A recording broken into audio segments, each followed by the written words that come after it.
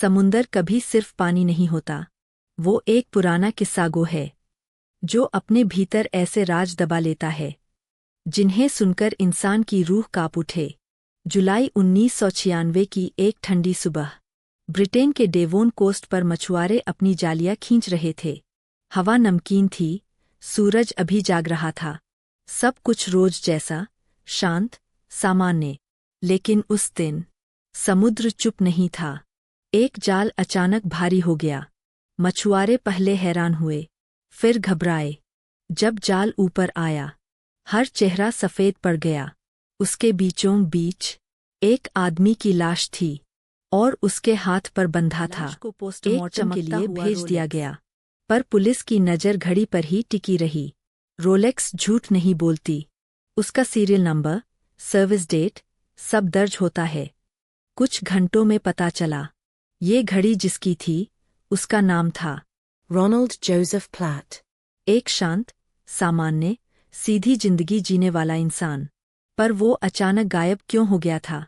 जब पुलिस उसके दिए हुए पते पर पहुंची, एक आदमी ने दरवाजा खोला। उसने मुस्कुराते हुए कहा, रोनाल्ड, वो तो जिंदा है, कनाडा गया है। उसका नाम था डेविड डेविस। लेकिन सच्चाई, वो असल में था एल्बर्ट जॉनसन वॉकर। तलाशी में कनाडा का मोस्ट जाली आईडीज, दस्तावेज, बैंक रिकॉर्ड्स, सब रोनाल्ड के नाम पर। और सबसे चौंकाने वाली बात, एल्बर्ट अपनी ही बेटी को पत्नी बनाकर लोगों को दिखाता था, ताकि कोई उसकी असली पहचान न जाने। अब तस्वीर साफ थी। एल्बर्ट ने रोनाल्ड की पहचान चुराई, उसी के नाम पर करोड़ों कमाए, और जब असली रोनाल्ड लौटा तो उसे हमेशा के लिए मिटा दिया। 1998। अदालत में मुकदमा चला। एल्बर्ट वॉकर को उम्र कैद मिली। जज ने आखिरी शब्द कहे, तुमने सिर्फ एक आदमी की पहचान नहीं चुराई, तुमने उसकी सांसें चुरा लीं।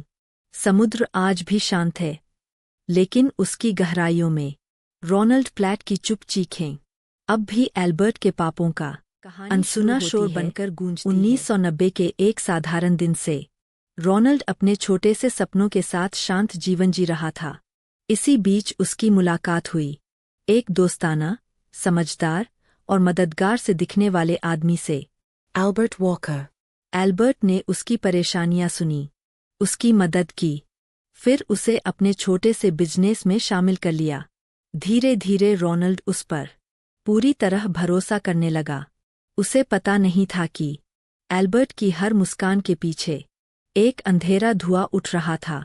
1993 में रोनाल्ड विदेश चला गया, और इसी खालीपन में एल्बर्ट ने अपनी जिंदगी का सबसे बड़ा खेल खेला।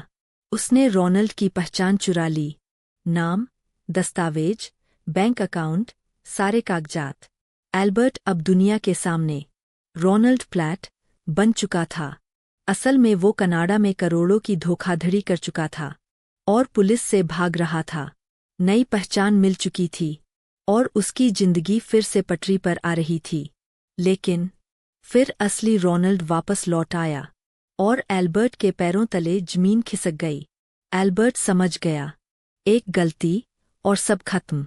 अगर रोनाल्ड ने बताना शुरू कर दिया कि वो कौन है, तो एल्बर्ट की नकली दुनिया ढह जाएगी। उसने एक दोस्ताना मुस्कान के साथ कहा, चलो फिशिंग पर चलते हैं। 22 जुलाई 1996। डूबते सूरज की रोशनी पानी पर बिखरी थी। रोनाल्ड शांत था, लेकिन एल्बर्ट के भीतर तूफान था। उसने मौका देखकर रोनाल्ड को पीछे से बेहोश किया, फिर भारी एंकर उसके शरीर पर बांधकर उसे समुद्र की गहराइयों में डुबो दिया। समुद्र ने उस शाम एक राज स्वीकार कर लिया। एल्बर्ट ने सब कुछ सोच लिया था, बस एक गलती कर गया। उसने रोनाल्ड की रोलेक्स नहीं उतारी। रोलेक्स हर कुछ सेकंड में समय अपडेट करती है। पानी ने जब घड़ी का चलना रोका, पुलिस को सटीक समय मिल गया जब रोनाल्ड को डुबोया गया था। और सबसे अहम, घड़ी असली रोनाल्ड प्लैट के नाम रजिस्टर्ड थी। पूछताछ शुरू हुई। एल्बर्ट हंसता रहा, बहाने बनाता रहा, लेकिन उसके बयान एक एक करके टूटते गए। उसका नकली शक्ल धीरे धीरे असली अपराधी बनकर पुलिस के सामने आने लगी।